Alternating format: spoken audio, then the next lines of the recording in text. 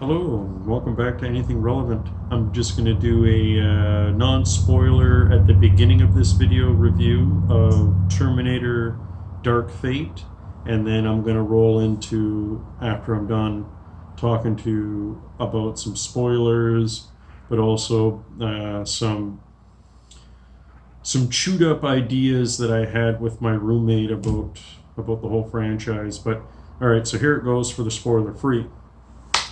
I enjoyed watching it. I'm going to say inspiring, good action, good suspense, good chase, good thrill. Absolutely. The action was right up there with any comic book movie. And the nods, the homage nods to the franchise as a whole with anything that was good from past films was definitely showcased. So if you're looking for a movie that is going to be easy to follow, easy to enjoy because of the action, and you want a thrill ride, this is definitely your movie. This is definitely something to go eat some popcorn and sit back, smile, and have fun. But if you're a someone that's watched the franchise of films and know a lot of the material, I don't know if there's movies for you. I don't know. I think that it'll be a better experience for you than Terminator 3, Terminator Salvation, which is Terminator 4, and Terminator, what was the last one there? Genesis. Those three films after Terminator 2, Judgment Day, do not have the best reputation among the people that really enjoy the franchise material. So for that lot of listeners out there, you're wondering, do I give any more of my money to a franchise that's robbed me of time and money? Again, listen to my beginning. If you want to do that with this material and have a good time, it's a better time than those other three movies. I'll give it an easy head and shoulder recommendation above the other three. Now, that is not a great recommendation, but it is a solid recommendation that I stand on. I stand on it. You will be entertained if you are in mindset of what I just described. A good thrill ride that'll make you laugh, that'll make you white knuckle the armrest, that'll make you forget to breathe for a moment. It'll do all of it. Absolutely. Make you go, oh geez, how's this going to play out? It's going to do that too. Now, that's it that I have for you for the non-spoiler part. So if you just wanted to hear no details, the acting was good, all of that, the fact that they got everyone on board like they did, it's interesting. So if you don't want to know any more than that, this is the time to stop the video and come back and watch the other half of this video, which is going to continue from this point on, of what I thought of the film. So then now, at this point, there will be spoilers. So pause or log off, whatever you're going to do. All right, so they made some choices and they went in a direction that was interesting. This is why I say the word inspired. I'm inspired by this film in all the potential that was left on the table. And that's the problem with this film, is that there's a lot left on the table, and I was wondering, out of all the ways to get to Rome, is the Rome in the essence of the crux of the conflict, out of all the ways to get there, why'd they go that way? Why was that the needed realm? Well, there's five writers with credited people as well, like James Cameron. So you got five chefs, all having great ideas. Problem is, when you try to sew all five ideas together, it doesn't make that great of a quilt. Sorry for all the expressions, but I hope you follow. Now, the one of the big things that left me wondering, where is this going? But it got answered really quickly and ham-handedly. Is they killed John at the beginning, but before that, they do something really unsettling. They have Sarah Connor from Terminator 2 give her "you're all dead and you don't even know it" rant from the second movie when she's in the institution. It gave a really unsettling, like, what are we getting into here? And then they're on a beach. Things are going, I guess, good in Mexico with Sarah and John. And he's grabbing something from a bar counter at the on the beach resort, and Sarah's just sitting at a picnic bench, and then another T-800 comes out of nowhere and guns John down. And we're like, all right, where are we going? And then it went into this ham-handed importance of someone else. Now, I'm not against it at all. At all. I like the idea, and here's why. If you write John out as no longer the savior, but someone else steps up, what I like about that is that it shows the character of humanity. That if you push them too far, a champion will always rise. That's inevitable. So when you have someone like a John-like figure die, this Messiah, future war, dystopia champion, but then you have someone else take the place, I'm not mad at that idea at all. I like it, actually. It gives this spirit of humanity a something to believe in. So I have no problem with that. It's not showing me anything, though, with the new champion, what makes the new champion. And I'm going to say this, too, even with John, they didn't do a good job with that either. Like in Terminator 2, what would have been interesting is if John was playing chess all the time with adults and beating them and winning money from them at the park. I would have liked that.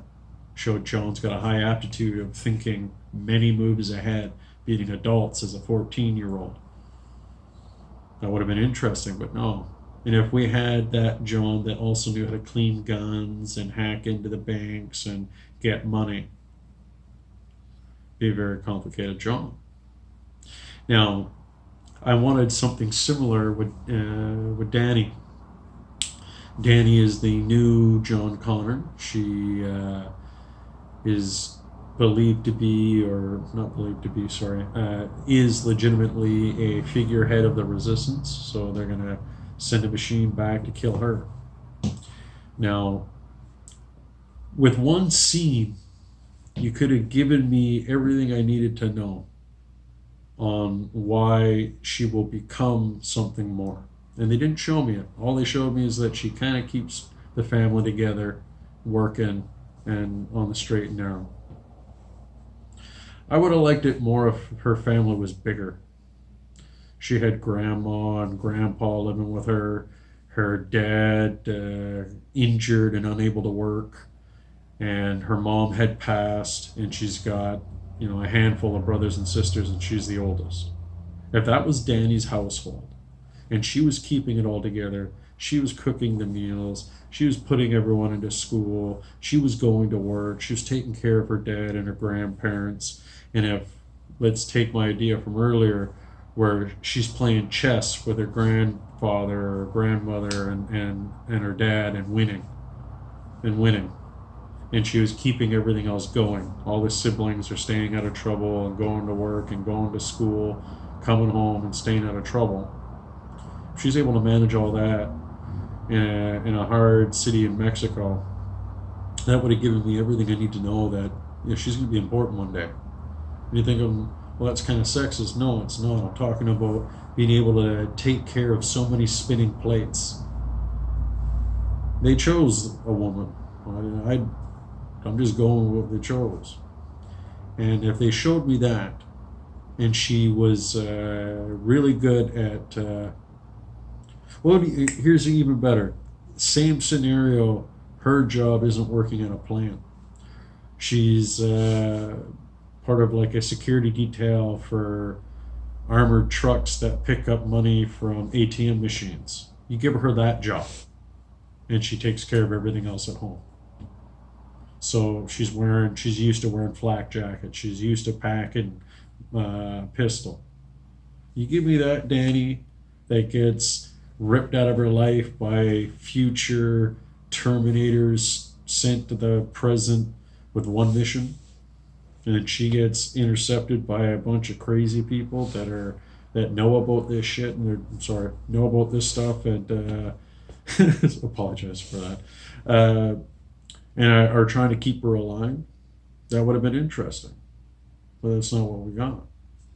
They copied everything that was good from any other movie, but they used Terminator 1 is skeleton. Its frame of storytelling is basically just Terminator all over again, with a lot of Terminator 2 and sprinkles of the other three that did well to overlap on the basis that it's just Terminator 1 all over again. So if you're a big fan of the franchise, you're going to feel lied to.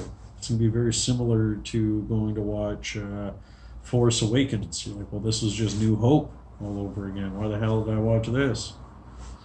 Well, you can have the same thing with Dark Fate. It can be inspiring.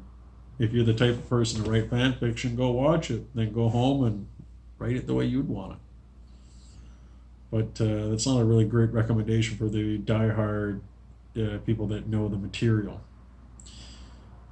Now, I have another things I want to expand on about this film is that they keep making mistakes with this franchise, and they're making things that no humans would survive. They just wouldn't survive it. They made take Terminator Salvation. There was things in there that humans just could not fight. You'd never go in the water again with those eels. And with Terminator 3, that amalgamation of a chassis and liquid metal, no one's surviving that. And that thing should not have been able to be transferred back through time due to no weapons. And that's the other thing. They should have just kept to flesh-covered chassis, war chassis, these cyborg upright skeletons. Just cover those in flesh. The T-1000 was like a one-off. It's like, think about a prototype nuke and you used it. If you treat the T-1000 from Terminator 2 like a nuke that they used and they don't have another one, then you just go back to the T-800s, and if you really want to get a little wild, you make a T-900. What are they? They're like a Swiss Army knife. They don't have quote-unquote projectile weapons. But a frame is a frame is a frame, but if the frame can pop blades or spikes or whatever out of its forearm area, that'd be interesting. Also, you make them a little lighter, more dense, but lighter alloy. I don't know how you do that, but you square that round hole with that type of frame, so they're light, super strong. That's a little frightening to fight. So you do a little improvement, but you keep the suspense. Like, well, we got to go bigger. No, you don't got to go bigger. If you just play a movie that seems so natural, so real, it's nothing outside the realm of disbelief, and then you just see this human, what looks like a human, punch like a hole through cement for the first time, you're like, holy smokes, what's going on here? And that's how you keep it low, but it's still really intense. You don't have to have these tumbling fireball inferno explosions with with these machines coming out of the fire like a nightmare, like a comic book movie. You can just have it be whatever a human can do with some CGI embellishment, not over the top CGI embellishment where I'm watching it, I know it's not real, I don't care, I have no realm of belief anymore, and I'm just I'm just pulled out of it. If you want to pull me in, have it be these actors that play life model decoy, that sent to kill, that slowly get turned into a skeleton throughout the film, just like in the first two. That would be that. I think that's the only way to do it. To keep in spirit of it is that you don't have it turn into Transformers. You keep it on the road that it is. Yeah, you don't go over the top with the technology, but you keep the relentless pursuit. Like essentially, this is a sci-fi Jason movie, so why not keep it that way? Now, here's another way to look at it. This move, they got to stop doing this timeline in Terminator. Think about it this way: if you do 1 and 2, Terminator 1 and 2, those took place in the present when the present was the present, and they survived it. If you don't want to fail anymore, do not repeat the same story. Do not do anything like Terminator 1 and 2. Do a better version of Terminator Salvation. And I think that's where the future of the franchise should be. Is in the future and fighting for that future. And you can have John or Danny, whoever it is, why are they so special? Why is it that they end up leading?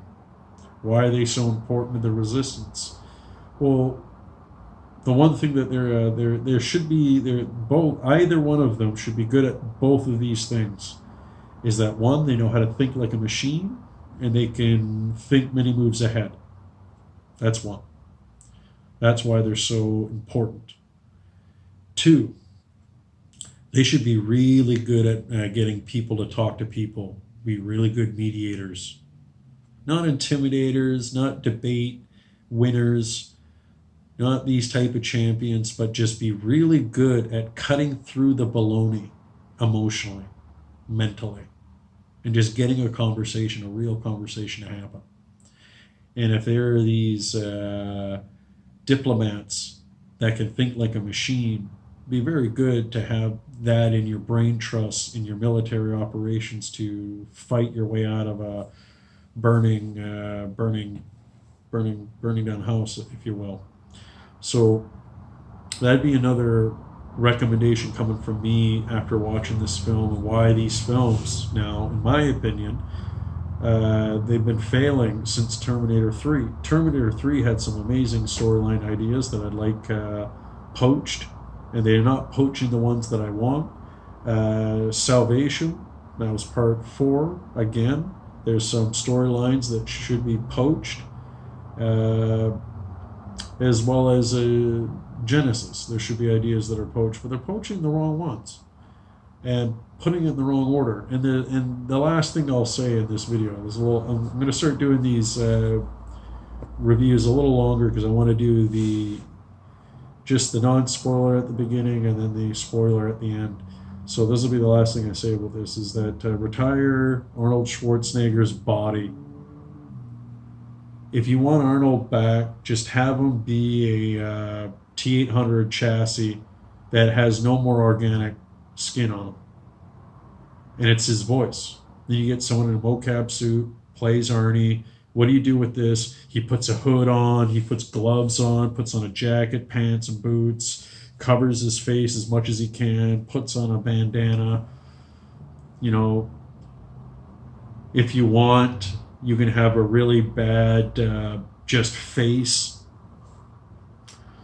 That's a lot from Terminator 2 and Terminator 3, like rendering. But until you're able to render beautifully, just have him be the war chassis that just walks around with Arnold's voice. So Arnold doesn't have to, put himself through hell, and then we get to watch. Let's retire Arnie. But yeah, those are my thoughts on Salvation. Is that there's still a lot on the table for future films to take advantage of and go in a new direction, but it's not impossible to go in the direction that I'm talking about. They just got to be brave and enough to, I don't know, fight the power. Or I don't know what the issue is there on why 5 people that work in Hollywood professionally create these dumpster fires. And I think this is why when it comes to stories, you might not want 5 writers. You might want 2 at most. 3 if there's chemistry, but